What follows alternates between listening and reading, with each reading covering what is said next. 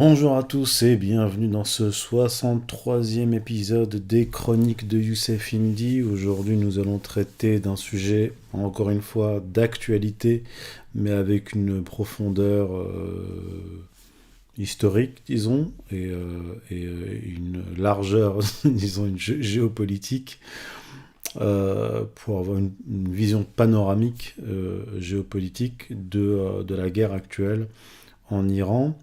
Alors, cette présente chronique est, on va dire, un résumé, une synthèse d'un article que je viens de publier sur Substack, qui est la troisième partie de ma série basculement géopolitique au Grand Moyen-Orient. Et cette troisième partie a pour titre, donc cette troisième partie, Léviathan contre Kilin en Iran. Léviathan est le monstre marin biblique, pour ceux qui ne le savent pas, qui représente et qui symbolise les puissances maritimes. Aujourd'hui, les États-Unis, avant les États-Unis, la Grande-Bretagne, même on peut dire puissance océanique, puisque ce sont des puissances maritimes mondiales. Et Kilin est un animal mythologique, donc de la mythologie chinoise, qui est un animal terrestre, avec des sabots, etc. Et de toute façon, ils sont représentés, les deux monstres et animaux mythiques, sur l'image que vous voyez apparaître à l'écran de mon article sur Substack. Alors, c'est l'affrontement des deux puissances, états-uniennes et chinoises en Iran, que nous allons analyser aujourd'hui, parce que il y a une guerre dans une autre guerre. Donc, on peut dire que la guerre contre l'Iran est une guerre multidimensionnelle, comme des poupées russes avec une guerre qui en cache une autre. Mais avant de commencer, je vous invite euh, à liker, à partager, hein, bien sûr, comme d'habitude, et à soutenir cette chaîne. Dans la description de la présente vidéo, vous trouverez des liens Tipeee, PayPal, Patreon pour soutenir la chaîne. Vous trouverez aussi le lien de l'article Substack pour pouvoir le lire, parce que c'est un article très détaillé, très fouillé, et avec de longues argumentations et de la documentation et des cartes qui vous permettront d'avoir une vision claire de l'affrontement actuel. Et n'hésitez pas, en regardant la vidéo ou après l'avoir vue, à donner votre avis en commentaire, ce que vous pensez de mon analyse, si vous êtes d'accord ou pas d'accord. N'hésitez pas à publier vos commentaires et vos avis, c'est important. On va commencer. Alors, comme je vous le disais, la guerre israélo-américaine menée contre l'Iran cache un autre affrontement, plus large. Bien sûr, il y a cet affrontement historique opposant les puissances anglo-américaines à la Russie, mais aussi un grand affrontement entre les puissances anglo-américaines contre la Chine.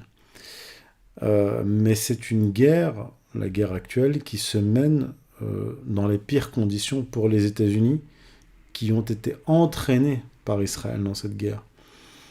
Parce que un des objectifs stratégiques des États-Unis, j'en ai déjà parlé ici, et notamment dans mes articles, c'était de se retirer progressivement, ce qu'ils ont entamé à partir de 2021, d'Asie centrale et du Proche-Orient, pour repositionner leurs forces, concentrer leurs forces contre la Russie, pour préparer la guerre en Ukraine en 2022, c'est-à-dire l'année suivante, et contre la Chine. Donc augmenter, intensifier la contention géopolitique de la Chine en Asie-Pacifique. Or, cette guerre contre l'Iran va à l'encontre de cette stratégie. Je vais y revenir.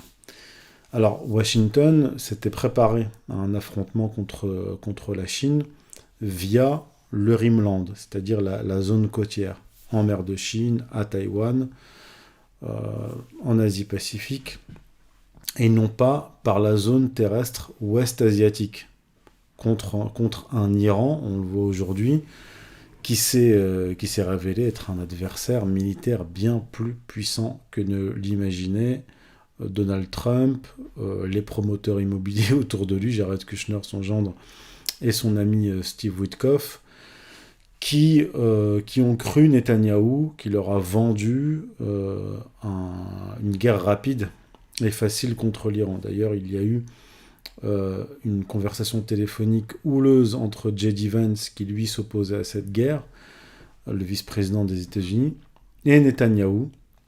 J.D. Vance lui a reproché d'avoir vendu à l'administration Trump une guerre facile. Évidemment, les militaires, le Pentagone, comme je l'ai expliqué dans les précédentes chroniques, savaient que ce serait une guerre difficile et compliquée. J.D. Vance n'était pas favorable à cette guerre. C'est d'ailleurs pour cela qu'on l'a très peu vu dernièrement, aux côtés de Donald Trump, même s'il a été obligé de soutenir le président en tant que vice-président. Il ne peut pas le désavouer publiquement. Et donc là, il a sauté sur l'occasion pour appeler Netanyahou et le faire savoir par la presse. Si ça a fuité, évidemment, c'est que ça a été voulu. C'est aussi une façon pour l'administration Trump, comme je l'avais annoncé dès le 3 mars dernier, de blâmer Israël, de rejeter la faute sur Israël, à raison, puisque c'est Israël qui a poussé les États-Unis dans cette guerre, et pour pouvoir se laver les mains de cette guerre qu'ils sont en train de perdre. Mais là aussi, je vais y revenir. Du côté de la Chine, donc la Chine, Pékin soutient Téhéran, parce que la Chine a tout intérêt à un épuisement des États-Unis dans une guerre contre l'Iran, laquelle, je l'ai déjà expliqué ici, dès le début de la guerre, j'ai expliqué, donc cette guerre réduit le stock de munitions du United States Indo-Pacific Command, c'est-à-dire le commandement américain, le commandement militaire américain en Asie-Pacifique, qu'ils appellent eux l'Indo-Pacifique, et qui a en charge la contention militaire de la Chine. Donc la divergence stratégique entre les États-Unis et Israël conduit donc Washington a une catastrophe géopolitique dont profitent ses adversaires, notamment la Russie et la Chine. Aujourd'hui, il ne sera pas question de parler de la Russie, mais de la Chine. Alors d'abord, on va commencer par parler du renforcement des positions militaires américaines dans le Pacifique contre la Chine. Souvenez-vous, je vous avais expliqué que à partir de 2021, les Américains ont commencé à retirer des troupes et du matériel militaire, donc d'Afghanistan, du Proche-Orient et d'Arabie Saoudite, pour commencer à repositionner leurs forces contre la Russie et contre la Chine. Bien là, on va considérer cette vidéo comme la suite chronologique de cette analyse, puisque qu'est-ce qu'on voit en septembre 2021, le président à l'époque, donc Joe Biden, annonçait un vaste partenariat de sécurité baptisé AUKUS, avec l'Australie et le Royaume-Uni dans la zone Asie-Pacifique, rebaptisé Indo-Pacifique par les États-Unis. D'ailleurs, je vous renvoie au livre de Laurent Michelon sur le sujet, comprendre la relation Chine-Occident. Et donc là, ce qu'on a vu ces dernières années, c'est une volonté des États-Unis. On ne parle pas d'administration Biden ou administration Trump, on parle vraiment de l'État profond, d'une partie de l'État profond états-unien, dont la stratégie est une continuité sur la durée. Donc une volonté des États-Unis de se retirer du Proche-Orient, où les Israéliens les maintiennent, pour se concentrer contre la Russie et contre la Chine. Donc effectivement, en septembre 2021, les Américains lancent l'AUKUS, qui est en fait une version de l'OTAN pour l'Asie-Pacifique.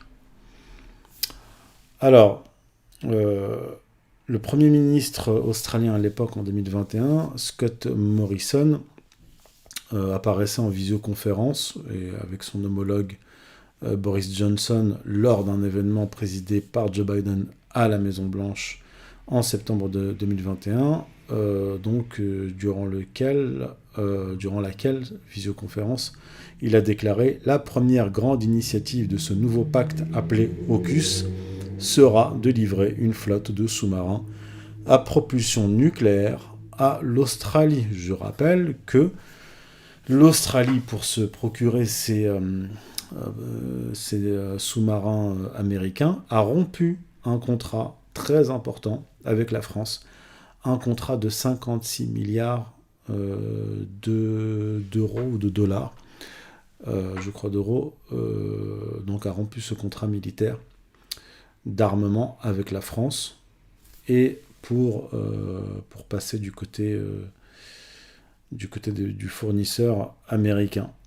Et donc, selon le géopolitologue Pierre-Emmanuel Thoman, la mise en place de l'AUKUS doit être interprétée dans le cadre d'une géopolitique mondiale, et pas seulement régionale.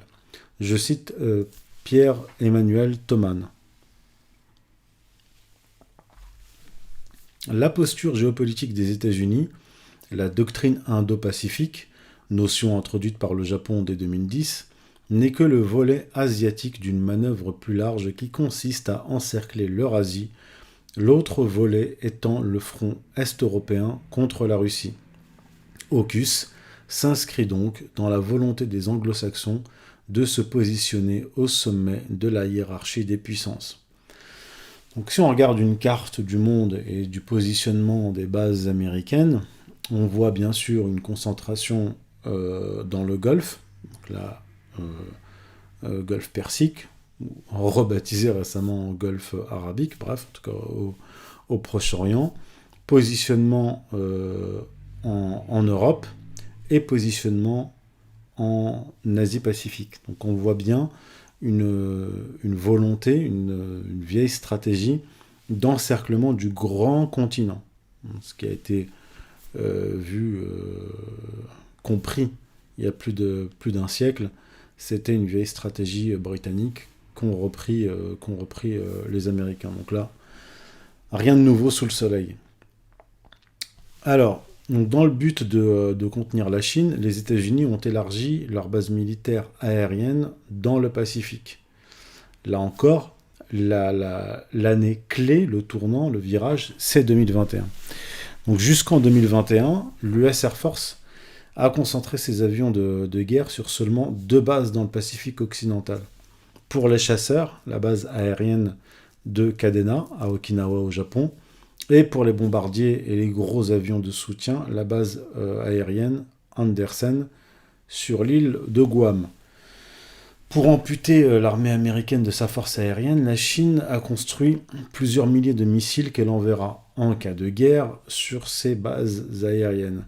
Donc, l'armée chinoise possède des missiles d'une portée suffisante pour frapper Kadena et Andersen depuis la Chine continentale. Et donc, pour pallier à cette faiblesse, l'armée américaine prévoit, donc à partir de 2021, de répartir des centaines d'avions de guerre sur des dizaines de petites bases potentielles afin de réduire la puissance de frappe des missiles chinois. Et il y a aujourd'hui, vous allez voir une carte apparaître à l'écran, il y a aujourd'hui entre 70 et 100 installations militaires américaines dans le Pacifique, dont 15 à 20 bases majeures, et avec au total environ 75 000 soldats. Donc c'est une concentration de forces et de soldats extrêmement importante, même la plus importante si on compare aux autres régions. Au Proche-Orient, ils sont à peu près 50 000. Donc il y en a plus en Asie-Pacifique qu'au Proche-Orient, plus de soldats. Et donc pour se prémunir des frappes chinoises, les Américains ont choisi de ne pas bâtir de nouvelles structures et de favoriser les stationnements rapides, la mobilité. Dans un entretien accordé à Air Force Magazine le 18 novembre 2020, le général américain Kenneth Wilsbach a déclaré que, je cite, nous ne construisons pas d'infrastructures, nous acceptons les installations qui sont là. Et comme vous pouvez l'imaginer, certaines d'entre elles sont plutôt vides, déclare le général américain avant d'ajouter et donc ce à quoi vous pouvez vous attendre, c'est une piste avec une rampe, et c'est tout. Donc nous y allons pour une courte période. Pour une courte période de temps, nous y restons un peu, ou peut-être que nous y allons juste pour un peu d'essence et des armes, et nous sommes partis. Fin de citation. D'après Air Force Magazine, ce nouveau concept de combat agile, en anglais Agile Combat Employment, fait désormais partie de presque tous les exercices du commandement américain, et même les commandants y participent. Alors maintenant, on va en venir à l'Iran. Là encore, je vous rappelle que ce que je vous expose ici n'est qu'une version résumée de ce que j'explique dans l'article. Parce que je ne veux pas vous assommer de détails, etc. Mais pour ceux qui veulent aller plus loin, vous cliquez donc dans la description de la vidéo, vous trouverez le lien de l'article qui fait l'équivalent de 10 pages, donc détaillé avec des parties que vous n'avez pas dans cette vidéo. Alors, donc maintenant on va en venir à l'Iran, où la Chine, d'une certaine façon, gagne la guerre contre les États-Unis sans la faire. Le soutien de la Chine à l'Iran s'articule autour de 3 piliers. Un soutien diplomatique actif qui condamne l'attaque américano-israélienne tout en proposant une médiation. Un soutien économique massif via l'achat de pétrole qui représente l'essentiel des revenus de l'État iranien, sachant qu'en 2025, l'achat de pétrole iranien par la Chine a battu un record, très certainement parce que la Chine devait prévoir de faire du stock de pétrole, sachant qu'une nouvelle guerre allait commencer. Et troisièmement, un soutien militaire significatif, comme on va le voir, et qui a permis à l'Iran de reconstituer, d'améliorer même ses capacités de défense après la guerre des 12 jours de juin 2025.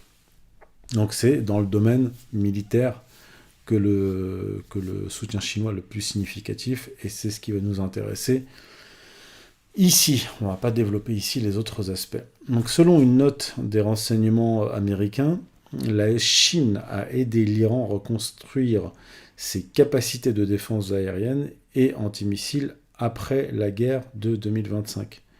Parce que avant cela, les Iraniens étaient très réticents à demander l'aide des Chinois et des Russes, mais après cette guerre de 12 jours, ils se sont quand même rendus compte, les Iraniens, que leur système anti-aérien était très faible, voire médiocre.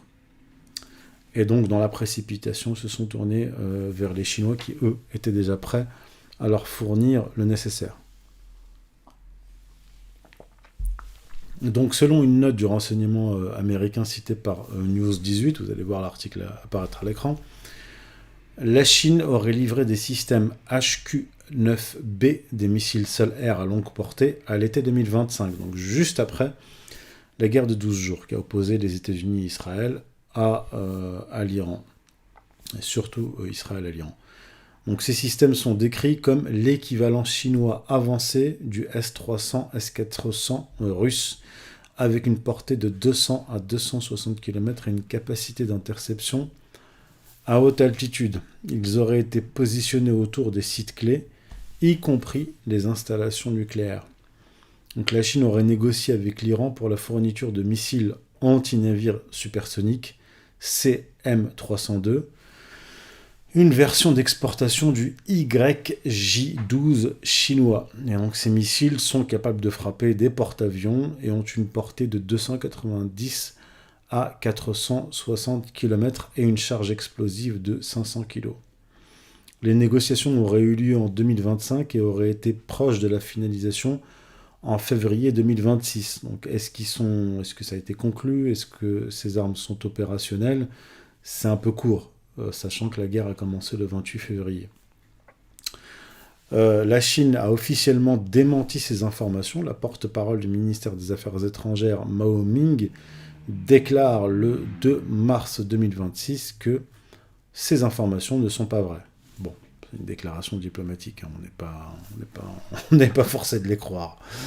La Chine aurait fourni des radars de surveillance YLC-8B à l'Iran à partir de 2025. Et ces radars tridimensionnels opèrent en bande UHF, c'est-à-dire ultra haute fréquence, et sont conçus pour détecter les aéronefs furtifs comme les F-35 et B-2. Et il me semble qu'un ou plusieurs F-35 américains ont été abattus durant la présente guerre.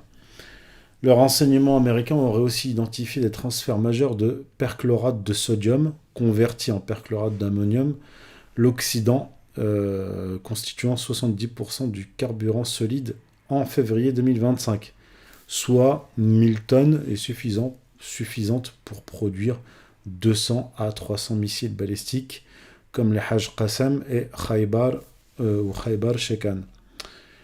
D'autres expéditions de composants à double usage auraient continué jusqu'en début 2026. Des livraisons de drones offensifs auraient eu lieu en 2025-2026 pour reconstituer les stocks iraniens qui auraient été, je ne sais pas s'ils ont été épuisés, mais en tout cas largement utilisés durant la guerre des 12 jours.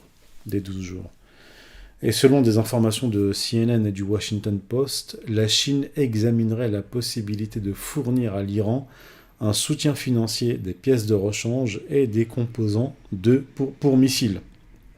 Fin de citation. Ce qui serait pas du tout étonnant. Et contrairement à la Russie, qui partagerait activement des images satellites et des renseignements sur les positions des forces américaines avec l'Iran, la Chine n'a pas été identifiée comme fournissant ce type d'assistance directe.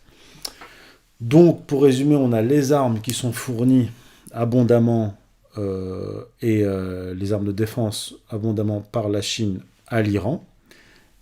Quant aux Russes, ils fournissent des renseignements satellitaires qui permettent d'avoir les positions très précises des troupes américaines, des armes américaines, et surtout des radars américains qui ont été détruits.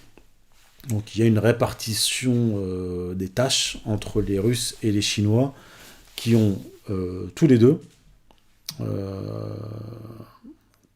la Russie et la Chine, intérêt à voir les États-Unis s'épuiser dans cette guerre contre l'Iran. Et donc, encore une fois, cette guerre contre l'Iran est une catastrophe stratégique pour les États-Unis qui voulaient se retirer du Proche-Orient, mais qui ont été entraînés par les Israéliens. Parce que les États-Unis voulaient, s'il devait y avoir une guerre contre la Chine, ce serait une guerre en Asie-Pacifique utilisant des proxys, notamment via Taïwan. C'est peut-être ce qu'imaginent les Américains, c'est-à-dire reproduire en Asie-Pacifique le même modèle qu'en Europe de l'Est. En Europe de l'Est, on utilise l'Ukraine comme plateforme et proxy dans une guerre contre la Russie. En Asie-Pacifique, notamment Taïwan, contre la Chine. Je ne dis pas que ça va arriver, hein, mais en tout cas, vous verrez pour ceux qui liront l'article, je donne un certain nombre d'éléments, de déclarations d'officiels américains qui montrent bien cela. Et si vous avez autant de bases aériennes, une multiplication des bases en Asie-Pacifique, 75 000 hommes, c'est pas pour faire joli. C'est pas forcément pour déclencher une guerre non plus, mais c'est pour maintenir une contention. Alors, il y a aussi une autre guerre qui est menée dans cette guerre. C'est une guerre iranienne et chinoise contre le dollar. Et on l'avait vu, d'ailleurs je l'ai annoncé dès l'année dernière, au moins 2025, j'avais annoncé qu'une guerre directe américaine contre l'Iran conduirait Téhéran à bloquer le détroit d'Ormuz. Et donc c'est ce qui s'est passé. Donc il n'y avait pas, tout le monde le savait. En tout cas, tous ceux qui s'intéressent à la géopolitique proche-orientale savaient que les Iraniens bloqueraient le détroit d'Ormuz, du moins partiellement. Donc en plus de cette guerre militaire, la contre-attaque sur le plan monétaire est menée par l'Iran et la Chine, pas seulement l'Iran seul. Depuis le début de la guerre donc israélo-américaine contre l'Iran, Téhéran a établi un système de péage dans le détroit d'Ormuz. Donc il ne s'agit pas du blocage de détroit d'Ormuz, il s'agit d'un filtrage et d'un système de péage. Donc l'Iran impose des frais de passage pouvant atteindre 2 millions de dollars par navire. Et les paiements sont effectués en yuan chinois. C'est pour ça que la Chine ne proteste pas tant que cela. Quand l'année dernière il y a eu la guerre des 12 jours, on a entendu des protestations venant de la Chine par rapport à la volonté iranienne de bloquer le détroit d'Ormuz. Donc ce qui a dû se passer entre-temps, c'est une coordination entre l'Iran et la Chine, en vue de mettre en place un blocage intelligent du détroit d'Ormuz. Mais ce n'est pas qu'un blocage temporaire pour la guerre. Là, c'est un système de péage. Selon Lloyd's List Intelligence, donc média britannique spécialisé dans le transport maritime, l'Iran cherche à pérenniser cette mesure transitoire et à s'imposer comme le gardien du détroit d'Ormuz. C'est-à-dire que l'objectif de l'Iran, c'est, après la guerre, de maintenir son contrôle sur le détroit d'Ormuz. Par exemple, tous les navires qui passent par le canal de Suez, depuis la récupération du canal de Suez par Nasser à l'époque, eh bien, tous les navires payent un droit de passage à l'Égypte. Donc l'Égypte gagne de l'argent avec le canal de Suez. Et donc les Iraniens ont déclaré, nous, ça fait 45 ans qu'on est sous sanctions, et malgré cela, on ne vous a jamais imposé de frais de péage. Eh bien, à partir de maintenant, on va le faire. Et en coordination avec la Chine, puisque, à l'évidence, ce système de péage en yuan a été mis en place par Téhéran avec l'accord et la coordination avec Pékin. Ce qui permettra déjà aux deux pays de compenser le coût de la guerre et de mettre à mal le dollar, voire le pétrodollar.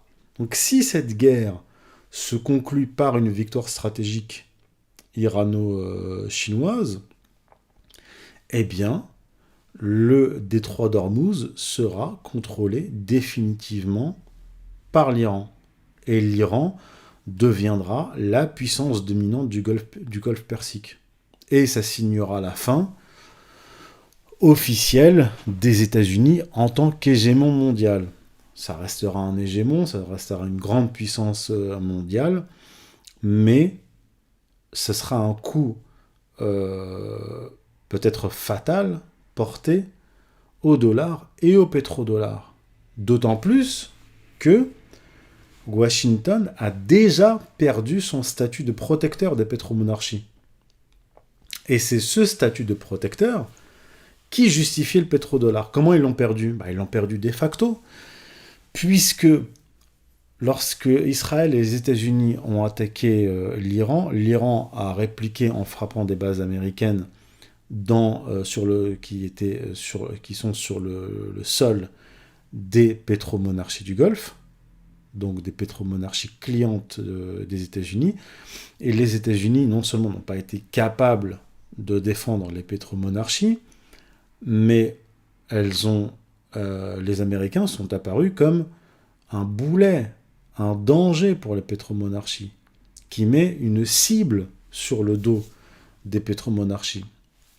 Ajoutons à cela le fait que, je l'ai expliqué ici dans mes chroniques et dans mes articles, ajoutons à cela le fait que les Américains, durant la contre-offensive iranienne sur leur base dans les pays du Golfe, les pétromonarchies, se sont concentrés que sur la défense d'Israël.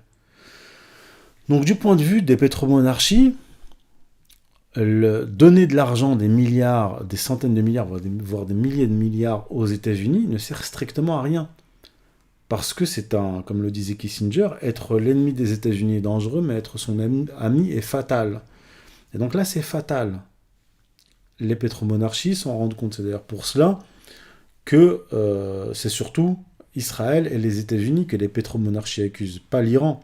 Parce qu'ils savent très bien que dans une guerre, le pays qui est attaqué va naturellement, s'il en a la capacité, répliquer, contre-attaquer en frappant les bases militaires du pays agresseur.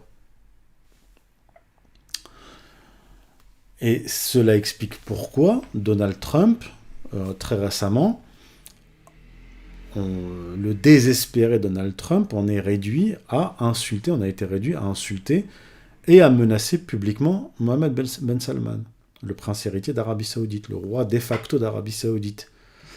Pourquoi ? Parce qu'il a peur que ce dernier, le prince héritier saoudien, mette un terme au pacte de Quincy. Le pacte de Quincy, c'est quoi ? C'est un pacte conclu sur le croiseur américain Quincy par Roosevelt, le président Roosevelt, et le roi d'Arabie Saoudite à l'époque, en février 1945, Abdelaziz Ibn Saoud. Et ce pacte consistait à, du côté américain, offrir une protection à l'Arabie Saoudite, faire de l'Arabie Saoudite le protectorat des États-Unis, sachant que c'est de l'Empire britannique qui a fait la monarchie saoudienne, qui a aidé la tribu des Saouds à prendre le pouvoir définitivement en Arabie Saoudite, ce qui est devenu l'Arabie Saoudite. Et en échange, l'Arabie Saoudite donne son pétrole, mais surtout, et par la suite, ce qui s'est passé, c'est qu'il y a eu la mise en place du pétrodollar, c'est-à-dire l'obligation pour tous les pays du monde, et à commencer par l'Arabie Saoudite, de vendre et acheter le pétrole en dollars, en monnaie américaine.